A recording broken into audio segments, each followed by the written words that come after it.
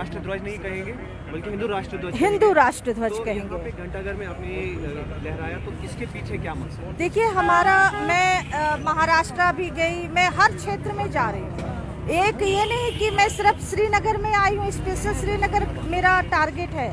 हम जोड़ने का काम कर रहे हैं, हम उनको समझाने की कोशिश कर रहे हैं कि जो हमारे देश में रह रहे हैं और देश में रह के नारा किसी और देश का लगा रहे हैं।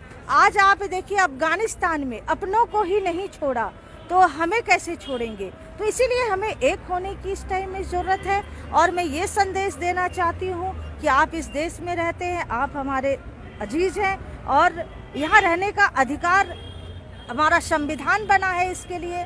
तो संविधान के तहत सभी रह रहे हैं, लेकिन संविधान के हिसाब से आप रहिए। लेकिन हिंदू राष्ट्र हमारा एक होना चाहिए और हिंदू राष्ट्र की घोषणा होनी चाहिए भारत देश को, क्योंकि हमारे 56 मुस्लिम कंट्री है। आप देख रहे हो 56 मुस्लिम कंट्री है, हिंदू कंट्री नहीं है। हिंदू कंट्री पहले ही था।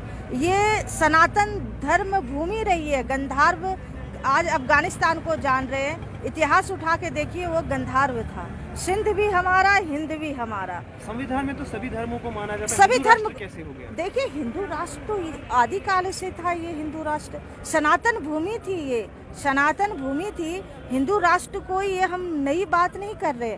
आदिकाल में महाराणा प्रताप, पृथ्वीराज चौहान ये मातृभूमि के लिए अपनी प्राण की आहुति दिए हैं। तो हम तो कोई नई बात नहीं कर रहे कि हिंदू राष्ट्र होना चाहिए। हिंदू राष्ट्र पहले भी था और आज भी है, और आज भी मैं मान रही हूँ हिंदू राष्ट्र को। देखिए मैं अपनी राष्ट्र की सुरक्षा के लिए मैं अकेली आई हूँ। अगर मैं चाहती, मेरी हजारों की संख्या में लोग आते, मैं राष्ट्र की सुरक्षा व्यवस्था बनाते हुए मैं अकेले आई हूँ। अब बिल्कुल निडरता से आई हूँ कि यहाँ जितने भी लोग रह रहे हैं वो हमारे अपने रह रहे हैं, अपने से बाहर नहीं है। तो अगर हम जब उनको अपने मानेंगे तभी वो हमारे को सुरक्षा देंगे। अगर हम नहीं मानते अपने, मैं निडरता से डर से आती तो लोग मुझे उसी भाव से देखते। इसीलिए मैडम आप हिंदू राष्ट्र की बात कर रही है, मुसलमान, सिख, ईसाई जो माइनॉरिटी कम्युनिटी है हाँ पूरे हिंदुस्तान में, हाँ, तो वो कहाँ जाएंगे? और उसकी तो कहीं जाने की कोई बात ही नहीं हो रही है। तो फिर आप हिंदू राष्ट्र की बात देखिए हिंदू राष्ट्र क्या, ये सनातन भूमि थी पहले, ये सनातन भूमि थी आदिकाल से। वो तो थी मैम, आज तो हाँ, तो आज हम भी उसी की मांग कर रहे हैं। अगर आप ये देखिए, कल अगर हिंदुओं को अगर दिक्कत आ जाए, हम तो सबको शरण दे रहे हैं ना। देखिए पूरे राष्ट्र को शरण दे रहे हैं, हिंदू, सिख, ईसाई सबको शरण दे रहे हैं।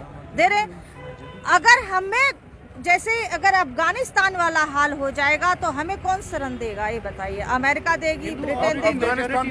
मेजोरिटी में देखिए, नहीं टारगेट नहीं कर रहे, मुस्लिम को टारगेट नहीं कर रहे। अगर ऐसा होता तो मैं नहीं आती। कोई टारगेट की बात नहीं है। बात ये है कि एक राष्ट्र बनना चाहिए। ये तो है। आज एक बताइए, एक नेपाल है, नेपाल जो आप देख रहे हैं, नेपाल हिंदू राष्ट्र की मांग करता है, वो हिंदू राष्ट्र समझता है अपना, एक छोटा सा। तो क्या हम एक छत्र के नीचे, एक छत के नीचे 4 भाई बहन नहीं रहते हैं क्या? रहते हैं ना? तो रहते हैं ना। तो क्या कहेंगे, छत को अलग अलग टुकड़े में कर देंगे? नहीं करेंगे ना। लेकिन वो छत का, उस घर का एक नाम है, तो इस छत की एक नाम होनी चाहिए। Thank you. मैम आप कह रही है छत का नाम होना चाहिए।